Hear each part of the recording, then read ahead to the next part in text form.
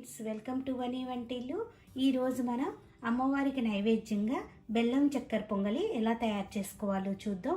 మనం గుళ్ళో ప్రసాదం తీసుకుంటూ ఉంటాం కదా, అదే రుచితో ఇంట్లో మనం అమ్మవారికి నైవేద్యం ఇలా తయారు చేసి పెట్టవచ్చు. చక్కెర పొంగలికి కావాల్సిన పదార్థాలు: 3/4 కప్పు రైస్ తీసుకోండి, 1/2 కప్పు పెసరపప్పు తీసుకోవాలి, బెల్లం 1 అరకప్పు, పంచదార 1 అరకప్పు తీసుకోండి. కొద్దిగా ఎండు కొబ్బరి ముక్కల్ని ఇలా సన్నగా కట్ చేసి పెట్టుకోండి. 2 యాలుక్కాయల్ని ఇలా పొడి చేసి తీసుకోండి. 3-4 టేబుల్ స్పూన్లు నెయ్యి. చక్కెర పొంగల్లో వేసుకోవటానికి జీడిపప్పు, కిస్మిస్. ఇప్పుడు తయారీ విధానం చూద్దాం. స్టవ్ వెలిగించుకుని బాండీ పెట్టుకోండి. దానిలో పెసరపప్పు వేసి పచ్చివాసన పోయే వరకు వేయించుకోవాలి.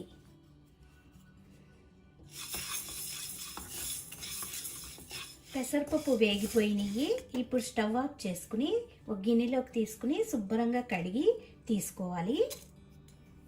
ఇప్పుడు రైస్ కుక్కర్ తీసుకుని రైస్ని ఇలా శుభ్రంగా కడుక్కొని ఇప్పుడు రైస్ని కుక్కర్లో వేసుకోవాలి.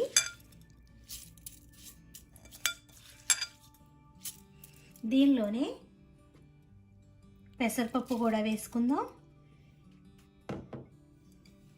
దీనిలో ఇప్పుడు 2 కప్పులు నీళ్లను వేసుకుని 2-3 విజిల్స్ రానివ్వండి. రైస్ ఉడికేలోపు మనం జీడిపప్పు, కిస్మిస్ కూడా వేయించుకుందాం. స్టవ్ ఆన్ చేసుకుని బాండీ పెట్టుకోండి. దానిలో 1 స్పూన్ నెయ్యి వేసుకోండి.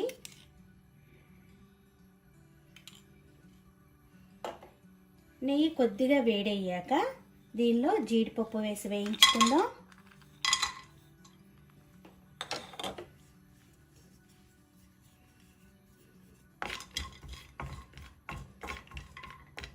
జీడిపప్పు కొద్దిగా వేగాక దీనిలో కిస్మిస్ వేసి వేయించుకోవాలి.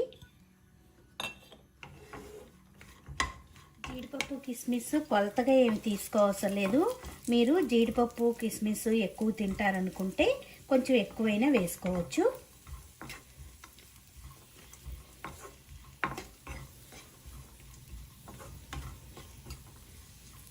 చూడండి, కిస్మిస్ ఇలా ఉబ్బితే మనకు వేగిపోయినట్టు. ఇప్పుడు వీటిని ఓ ప్లేట్లో తీసుకుని పక్కన పెట్టుకుందాం. ఇప్పుడు అదే నెయ్యిలో మనం కట్ చేసి పెట్టుకున్న ఎండు కొబ్బరి పొలుకులు వేసి వేయించుకోవాలి. ఈ చక్కెర పొంగల్కి ఈ కొబ్బరి ముక్కలు చాలా రుచిగా అనిపిస్తాయి.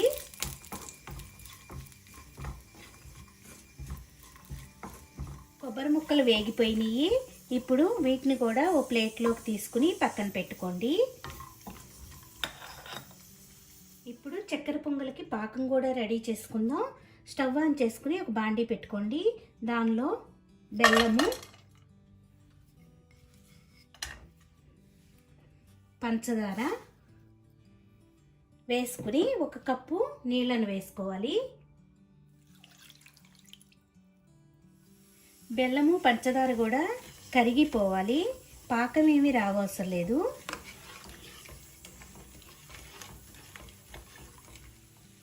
బెల్లము, పంచదార ఇలా కరిగాక ఇప్పుడు రైసు, పెసరపప్పు కూడా ఉడికిపోయింది. ఇప్పుడు దీన్ని పాకంలో వేసుకోవాలి.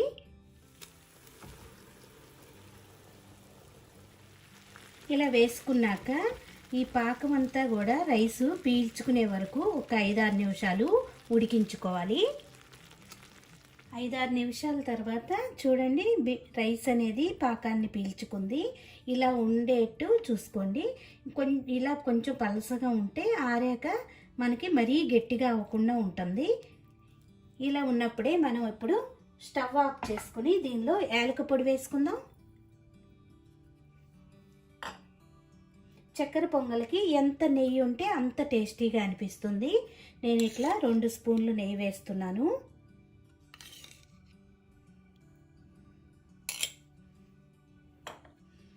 దీనిలో ఇప్పుడు వేయించిన కొబ్బరి ముక్కలు, జీడిపప్పు, కిస్మిస్ కూడా వేసి కలుపుకోవాలి. ఎంతో రుచికరమైన చక్కెర పొంగలి రెడీ అయిపోయింది. దీన్ని అమ్మవారి నైవేద్యంగా మనం పెట్టుకోవచ్చు. గుళ్ళో మనం ప్రసాదం తీసుకుంటూ ఉంటాం కదా, అచ్చం సేమ్ రుచిగా అలాగే గుడి ప్రసాదం లాగానే అనిపిస్తుంది. మీరు కూడా ఒకసారి ఇలా తయారు చేసి అమ్మవారికి నైవేద్యంగా పెట్టండి. ఈ వీడియో నచ్చితే లైక్ చేయండి, షేర్ చేయండి, కామెంట్ చేయండి. మరిన్ని వీడియోల కోసం వని వంటిల్ని సబ్స్క్రైబ్ చేసుకోండి. Thank you for watching.